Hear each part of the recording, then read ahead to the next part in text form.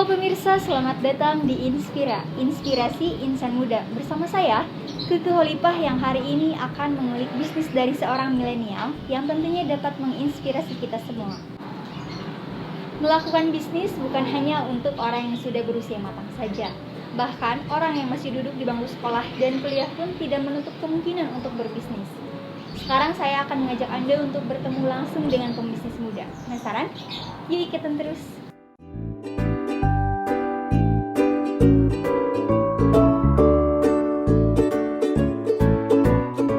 Chania, wah lagi nyiapin baju-baju untuk dijual ya? Iya bener banget ke. Kalau kita ngobrol-ngobrol sebentar boleh nggak? Boleh, ayo. Nah pemirsa, kali ini saya sedang bersama Chania. Halo. Chania ini merupakan mahasiswa yang sukses dalam berbisnis di usia mudanya loh. Nah kalau gitu Chan, sekarang kesibukan kamu itu seperti apa sih? Kesibukan aku akhir-akhir ini tuh selain kuliah ya ikuti organisasi di kampus, ikut kepanitiaan yang ada di kampus juga, terus urusin bisnis aku. Kebetulan karena bisnis aku ada 2, jadi lumayan hektik aja gitu. Oke, untuk bisnisnya sendiri itu Chania belajar dari mana? Untuk belajar sendiri sih kayaknya otodidak, cuman kalau kesukaan untuk berbisnis tuh udah ada dari dulu sejak aku SMP. Jadi pas SMA tuh udah ada keinginan untuk belajar itu, mulai dari baca-baca di internet, terus juga belajar dari orang sekitar, sampai akhirnya beraniin diri untuk buka bisnis. Oke, kalau gitu bisnis apa yang pertama kali kamu lakukan? Bisnis yang pertama kali aku lakuin itu mungkin banyak ya, cuman yang udah ada hasilnya lumayan itu pas SMA. Kelas 1 SMA aku coba untuk buka bisnis kerudung. Kerudungnya ini produksi aku sendiri, desain aku sendiri. Nah lumayan bertahan sampai aku lulus dari SMA. Cuman pas mau masuk kuliah aku berhenti dan memilih untuk berbisnis yang lain. Nah kalau gitu apa sih yang memotivasi kamu untuk menjalankan bisnis? Yang memotivasi aku itu kebanyakan karena emang pertama kondisi yang sangat memungkinkan untuk aku ngelakuin bisnis. Terus kedua juga aku pengen ngehasilin materi untuk diri aku sendiri. Terus juga pengen melatih kualitas diri aku dengan berbisnis. Kalau begitu barang-barang yang ada di sini itu dapat dari mana? Untuk barang-barang yang aku jual kayak gini itu aku dapatnya dari berbagai sumber ya. Ada yang dari pasar trip, ada juga yang aku beli semacam bal gitu, atau kayak satu karung besar gitu untuk aku sortir sendiri. Nah untuk baju-bajunya yang dijual ini kan merupakan baju trip. Nah bagaimana sih treatment Chania untuk menjaga kebersihan dan kualitas dari baju-baju ini? Nah terlebih kan saat ini masih dalam masa pandemi, kita harus lebih ekstra menjaga kebersihan terutama pakaian. Untuk kebersihannya sendiri dari awal sebelum ada corona tuh kita emang selalu mengedepankan kualitas dan kebersihan yang kita punya. Nah saat adanya pandemi ini khususnya pasti lebih intens dan lebih 2 kali lipat bersihnya, sehingga pakaian yang kita nantinya kasih ke konsumen tuh udah layak pakai dan udah higienis juga. Yang pertama itu ketika barangnya datang ke rumah tuh kita disinfektan dan kita diamin dulu beberapa hari untuk memastikan bahwa bakteri-bakterinya enggak dari bakteri dari luarnya tuh enggak berkembang biak gitu.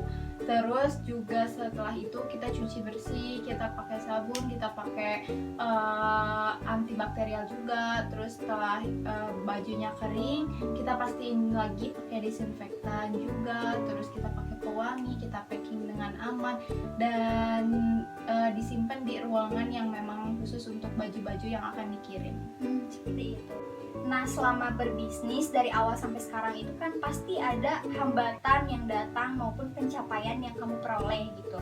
Nah suka duka kamu selama berbisnis itu seperti apa? Untuk suka dukanya sendiri itu banyak banget ya. Mungkin sukanya lebih banyak karena aku jalanin ini tuh enjoy banget dan aku juga punya partner yang bisa kerja sama dengan baik juga. Jadi ketika ada hambatan atau misalnya problem yang ada di bisnis tuh karena dijalaninya berdua bakal lebih mudah juga.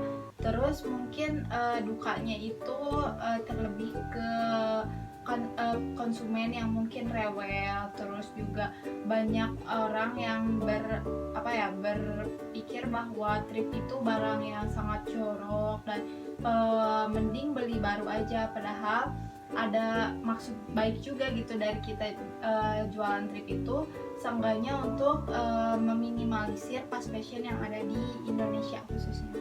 Kalau begitu, tadi kan disinggung Chania menjalani bisnis ini 2 orang gitu. Partnernya itu sama siapa?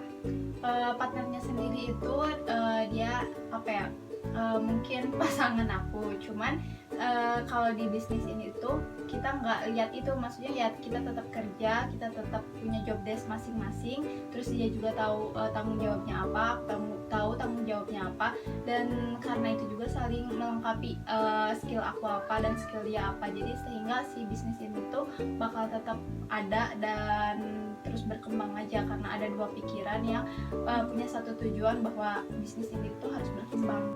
Nah, aku penasaran nih sama mungkin pencapaian kamu selama berbisnis dari Tripshop ini itu apa sih? Pencapaian aku selama kurang lebih dari 2019 sampai saat ini itu kurang lebih dari itu semua tuh lebihnya buat diri aku sendiri, kayak buat kepribadian aku sendiri, terus aku lebih bisa memanage waktu, terus juga tahu bahwa kemampuan aku tuh sampai mana, terus juga bisa ngerasa bahwa diri aku tuh ada keunggulannya gitu. Terus kalau buat pencapaian yang lainnya, misalnya kayak materi gitu, aku merasa punya pegangan aja sih, terus kayak apa yang aku mau yang tadinya nggak bisa dibeli jadi bisa dibeli, terus bisa nabung juga, dan bisa bisa ngerasa bahwa kerja keras selama ini tuh ternyata ada hasilnya. Nah, untuk bisnis Tripshop ini kan lumayan gitu, udah banyak yang diminati oleh pengusaha muda saat ini.